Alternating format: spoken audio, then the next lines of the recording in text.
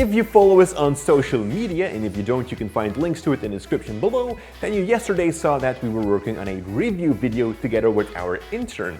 It was the first intern that I'm working with, and it's actually a very interesting relationship that we have. It's way different as with working on a set where you have to coordinate other crew members.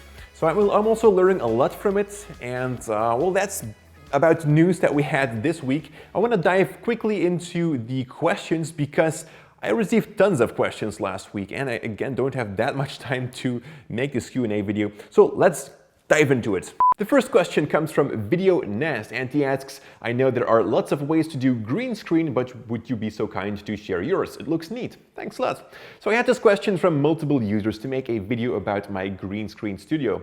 Now, I'm not going to make a tutorial about how to do a green key because I believe you can find already lots of resources here on YouTube on how to do that, but I will make a video to showcase my studio because it's a fixed studio, and I do believe I have a different kind of techniques that other people use, so I definitely want to share that. So that video will come very soon. The next question comes from HDTV, which is actually Dutch for HD TV.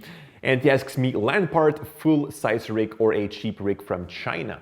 Well, very interesting question. Again, also not so easy to answer because you have to ask yourself the question, how much will I be using my rig? Because no, a more expensive rig like land parts or Zacuto or Focus or anything like that will cost you easily up to 2,000 or even 3,000 euros or dollars. So know that you can also spend that money on other equipment like lighting, sliders, a jib, a gimbal, anything like that. So when you are going to invest in a more expensive rig, know that you better also use it more or very often. So that's really on the type of work that you do. For example, I never use a rig. I'm a very big fan of working with DSLRs, and I really like their small size, and I always use them in that way. But then again, I always work with other things like with a slider or on a gimbal, on a jib, etc. I would rarely just walk around with my camera like handheld. So therefore, I don't really need a rig. I do have a rig. It's a cheap one from China. Cheap rigs from China, by the way, don't expect too much from them. They are not, by far, not of the same quality of those made by Vocas, Lampard, or Zacuto, or any other brands, which is more high-end. So ask yourself, how much will I be using the rig? And then make up your mind whether you would buy a cheap rig or a more expensive rig. The next one comes from Manny again, and he asks, best studio light for the price, which one do you have and which one do you prefer? Well, studio lighting, we've basically got two categories here. We've got LED lights and we've got tungsten lighting. When you're looking for LED lights, then you have to be very careful actually. Recently I made a review video about some China LED lights, and when I was testing them, I told the manufacturer, like, I can't make a positive review from this, and they insisted that I had to be positive over the whole line on everything about the product. And then I told them, well, then I'm not going to put it on my YouTube channel because I don't want to lie to you guys about a cheap, bad product. So they said, okay, then just send us the review video and we will post it on our channel. And I thought, okay. So I did that. I didn't want to send it back, so I just made like a review video quickly and I sent it to them. They put it on their channel now. Okay. That was my phone dropping. The problem that I was having with them is that the color reproduction was very bad. If you would shine them on someone, they would look very sick.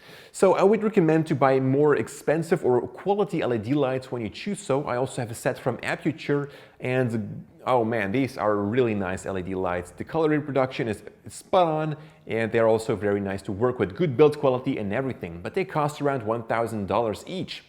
Now, if you're on a budget, then I would say go for tungsten lighting because you can't go wrong with tungsten lighting. Tungsten is always good quality. But they could have a little shift in color temperature, but that's not a big problem. You can very easily fix that in your camera by just setting a different white balance.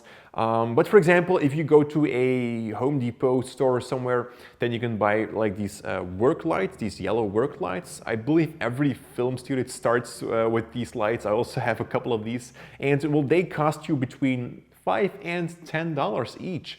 So, and the color reproduction is great because it's tungsten lighting. You really can't go wrong. Now, I would say hang on with buying any lights because I will showcase my studio, as I've said before. And I do have old tungsten lightings up there. I've got also have some China lights up there, but there are tungsten China lights. So you can only complain about the build quality. The light that comes out of them, that comes from them is tungsten, so it's good lighting.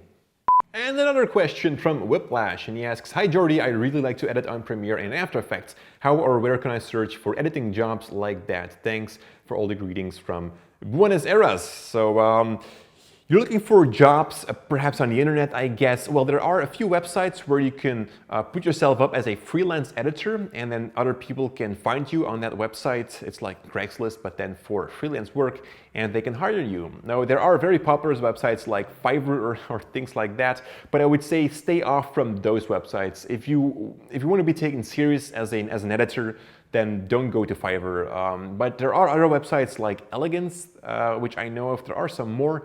I can't remember the names of all of them, but I'll put them in the links below here in the description below, so you can find those websites. You can just sign up there, put up your portfolio, what you can do, and other people can see that. You can put up your own hour rate price, and then people can hire you through there. So that's one way if you would like to work through the internet as an editor. And then the last question for today comes from Mizao, and he asks, "I'm interested in buying another camera for my reportage/documentary channel, but I'm not sure if I would buy a DSLR or camcorder." That's a very interesting question, also something that I've heard a lot more, but unfortunately I can't give you the answer to it. And that's basically because it's a very personal choice. You have to feel good with the camera you work with. And both a normal camcorder and DSLR have their benefits. So I believe both cameras would work. It's just up to you what kind of personal preference you have with working with. Like, for example, camcorders have the great advantage of having a bigger depth of field because their sensor is a lot smaller, so you will less likely to film stuff out of focus. But on the other side, I also believe that's a downside because I really like that shallow depth of field in my work, which DSLRs do have more because of their large sensors usually. But then also sound. DSLRs don't have sound inputs, but you can buy extensions so that they do have that. Camcorders have that built in. So it's really, they both have their ups and downs. So I can't give you the answer to it, but it is a very interesting question. So I'll put it on my list and perhaps make a tutorial video about it to put all the differences aside. Perhaps that would be an interesting video to help you make that choice.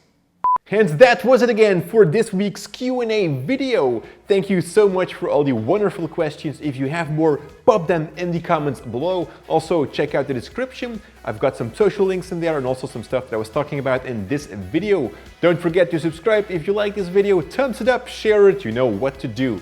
Thank you so much for watching and stay creative.